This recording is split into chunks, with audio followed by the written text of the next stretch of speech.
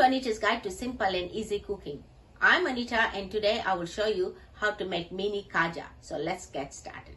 For the sugar syrup, I've got here 1 cup of raw sugar, or you can use white sugar, half a cup of water, 3 cardamom pods which I have crushed, 1 teaspoon of lemon juice. This will stop any crystals from forming in the syrup, and few drops of yellow food color which is optional. And for the dough, I've got here 2 tablespoons of ghee, or you can use oil, 1 cup of plain flour or all-purpose flour which I have sifted, quarter teaspoon of crushed cardamom, 1 teaspoon of sesame seeds, quarter teaspoon of oil, quarter cup of water, quarter teaspoon of salt, 2 tablespoons of water for sealing the khaja, and extra flour for dusting. You will also need some oil for frying, and for separating the layers, I've got here 3 tablespoons of corn flour and 3 tablespoons of oil. And for decorating, I've got here 2 tablespoons of crushed pistachios, which is optional. You will also need a rolling pin, a pastry brush, a sharp knife, and a rolling board, or you can use your benchtop. To make the dough, take a big dish, add flour, crushed cardamom, salt, and sesame seeds, and give it a quick mix. Add ghee and mix it well by rubbing the flour and the ghee together. Take some flour in your palm and press it firmly. It should form a lump, which means the flour and ghee ratio is perfect. If it doesn't hold its shape, then add 1 more tablespoon of ghee and mix it again. Add water little by little and knead it into a smooth and soft dough.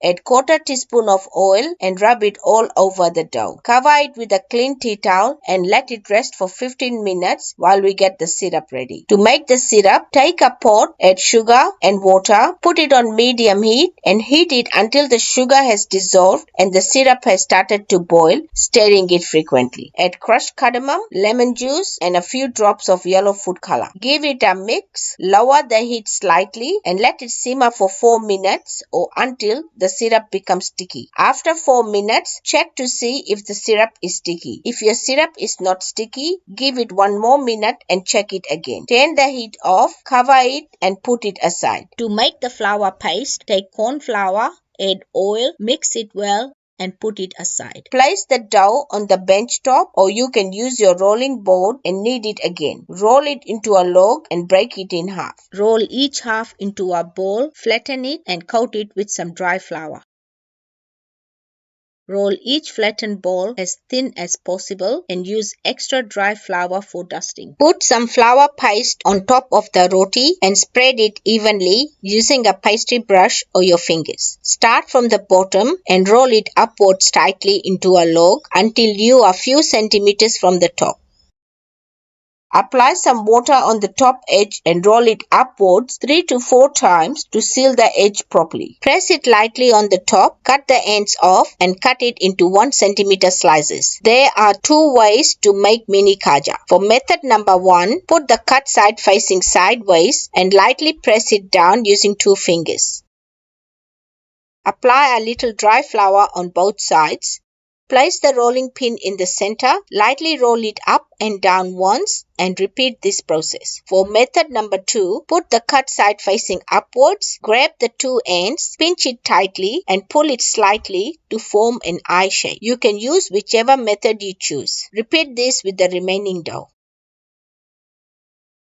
To fry the khaja, place a wok or fry pan on medium heat, add some oil and heat it. To see if the oil is ready, drop a small piece of dough into the oil. It should stay in the bottom and bubbles should form around it. It means the oil is ready. Lower the heat slightly, add half the khajas and wait until they come to the top. Turn them over and fry them until they get a golden brown color, turning them frequently so they can cook evenly. Take it out and drain the excess oil off.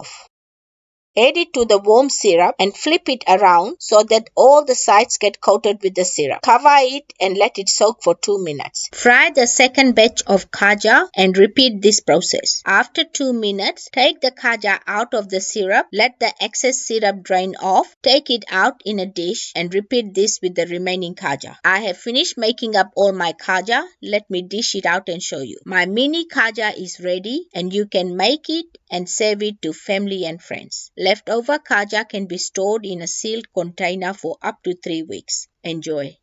If you like this video, please give it a big thumbs up. For more of my simple and easy recipes, please subscribe to my channel and don't forget to press the bell icon to receive notifications of my latest videos.